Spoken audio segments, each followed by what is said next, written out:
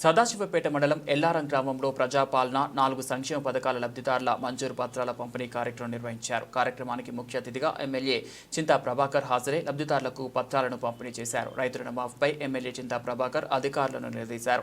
జిల్లాలో రైతు రుణమాఫీ చెక్కు సీఎం రేవంత్ రెడ్డి విడుదల చేస్తే రైతుల ఖాతాలో ఎందుకు జమ కాలేదు అని అధికారులను ప్రశ్నించారు. కొంతమంది రైతులకు అయింది, కొంతమంది రైతులకు కాలేదు అని అధికారులు బదులిచ్చారు. పూర్తి స్థాయిలో రుణమాఫీ జరిగేలా చూడాలని సంబంధిత అధికారులను ఎమ్మెల్యే సూచించారు. అర్హులైన ఎంపిక పారదర్శకంగా ఉండాలని ప్రజల పక్షాన బీఆర్ఎస్ పార్టీ పోరాటం చేస్తుంది.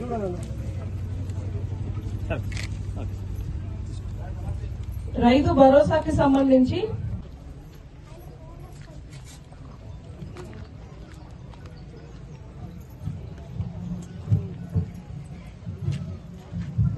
ఈరోజు ఈ ప్రవేశపెట్టిన పథకాలన్నింటినీ స్వాగతిస్తా ఉన్నాం.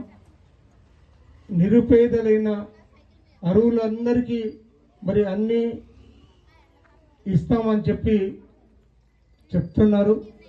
అర్హులైన వాళ్ళకే ఇవ్వాలి. ఖచ్చితంగా ఈ ఇందిరమ్మ ఇల్లు కానీ, అదే రకంగా ఇందిరమ్మ ఆత్మీయ భరోసా అది కానీ, రేషన్ కార్డులు కానీ, రైతు భరోసా కానీ వీళ్ళకి ఇవ్వాలి.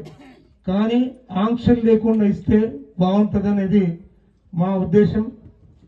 ఇప్పుడు రైతు కూలీలందరూ కూడా ఇందాక సిద్ధనే చెప్పిండు.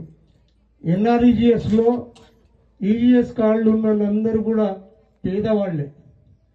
వాళ్ళని పేదవాళ్ళుగా గుర్తించే మట్టి పనికి వెళ్లే వాళ్ళందరికీ ఈరోజు రైతు కూలీలుగా వాళ్ళని గుర్తించి వాళ్ళందరికీ కూడా ఇస్తే బాగుంటుంది.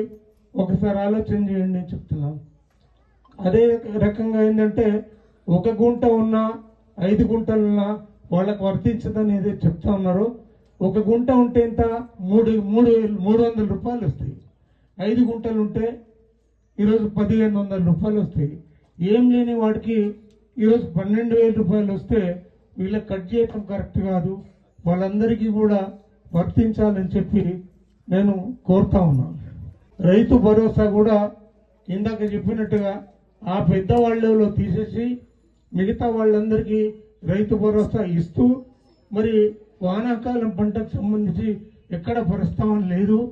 యాసంగి పంటకు మాత్రమే ఈరోజు మాట్లాడుతూ ఉన్నారు.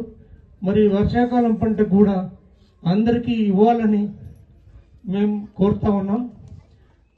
ఈరోజు ఏ పథకాలు అయితే ఇస్తా ఉన్నారో ఇండ్లకు కానీ, అదే రకంగా రేషన్ కార్డులకు కానీ అర్హులందరికీ ఇవ్వాలి. అర్హులైన నిరుపేదలందరికీ వచ్చేటట్టుగా చూడాలి. మరి ఆ రకంగా బీఆర్ఎస్ పార్టీ కూడా పేదలకు అండగా ఉండి పేదల పక్షాన రాని వాళ్ళ గురించి మాత్రం మేము నిరసన కానీ ఉద్యమాలు కానీ చేయటం తప్పదు. మరి ఆ రకంగా అందరికీ ఇస్తే బాగుంటుంది. విడతల వారీగా అయినా సరే అందరికీ ఇస్తామనే హామీని వాళ్ళకి ఇవ్వాలి. మరి లేని వాళ్ళని కూడా గుర్తించాలి. ఇక్కడ వృత్తి ఒకడు ఉన్నాడు, వ్యవసాయదారుడు, వ్యవసాయ పక్షపాతి. మరి ఆయన రైతులకు సంబంధించిన విషయంలో వారికి అన్ని విషయాలు తెలుసు.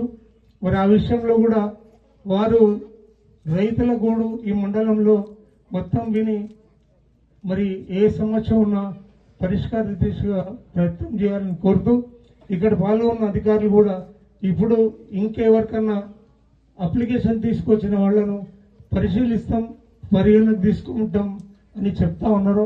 అది తొందరగా చేయాలని చెప్పి మనందరినీ కోరుకుంటూ, ఈరోజు లబ్ధి పొందుతున్న వాళ్ళకి హృదయపూర్వకంగా శుభాకాంక్షలు తెలియజేస్తూ సెలవు.